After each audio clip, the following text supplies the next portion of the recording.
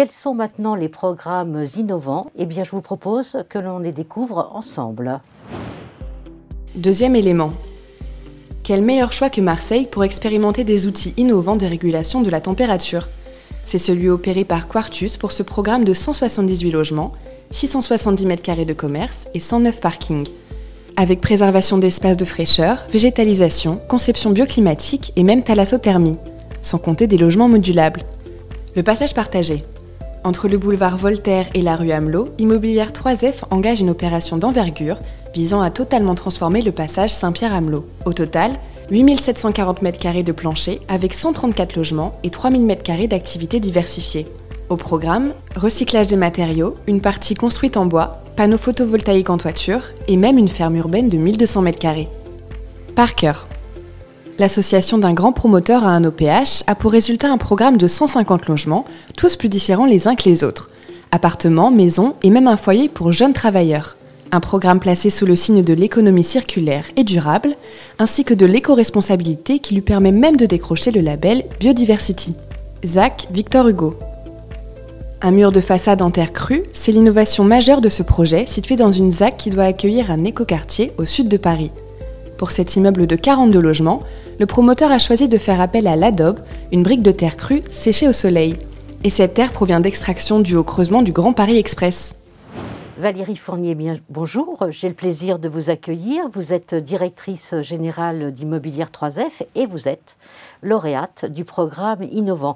Mais avant de venir vers vous, je me retourne vers Juliette Thomas-Charby. Vous êtes chef de projet.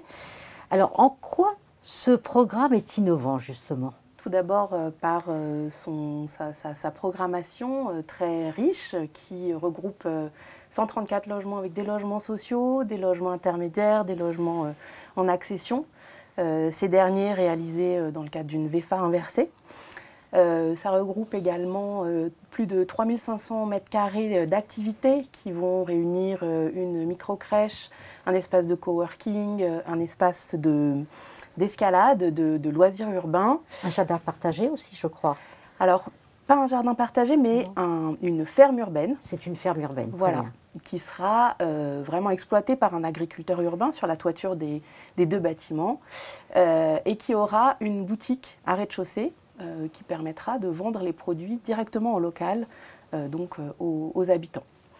Donc ça nous amène à avoir aussi un aspect très important qui est l'aspect local du projet et d'économie circulaire d'une manière générale. Oui, donc le souhait principal et qui a lancé le projet était de réutiliser les bâtiments existants. C'est du réemploi. C'est du réemploi, voilà, à plusieurs titres. Donc des bâtiments existants par leur structure, de pouvoir réutiliser le déjà là. Une halle du début du XXe siècle avec sa charpente et sa verrière, ainsi qu'un bâtiment silo des années 70 en béton et qui donc va être reconfiguré et surélevé et étendu dans des constructions bois. Il méritait donc tout à fait de gagner, de remporter dans cette catégorie du programme innovant, vraiment. Valérie Fournier, j'imagine que vous avez plein de projets dans les cartons. Comment ça se passe concrètement avec ce Covid qui bouleverse un peu tout et tout le monde? C'est vrai.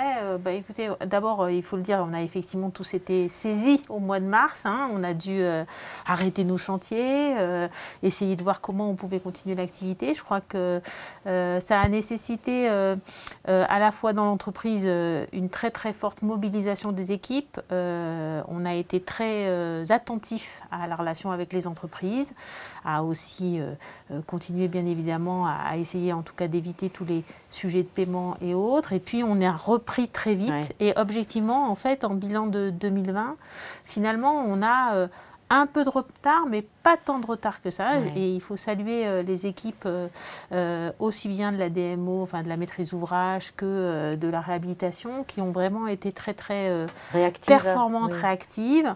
Et je crois que c'est parce que voilà, elles avaient à cœur de répondre à notre mission, qui est celle de construire. Et je crois que la crise, elle a montré qu'avoir un logement, c'est peut-être plus que combien. jamais une sécurité indispensable. Donc je pense qu'on a tous fait nos meilleurs efforts pour être là et puis pour continuer, comme l'a présenté Juliette, à être innovant.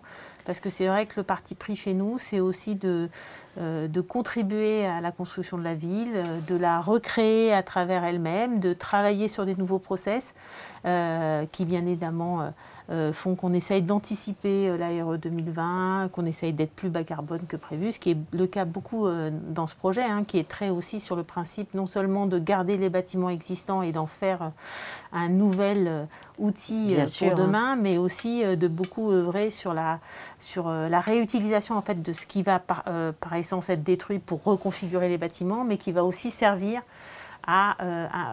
dans la construction du bâtiment neuf. Et ça, c'est une belle mission, en fait, aussi, dans la conception du bâtiment et dans l'innovation de ce projet. Voilà, donc je pense que les équipes sont très, très mobilisées et on a envie de relever encore plus de défis. Donc j'espère qu'on reviendra l'année prochaine.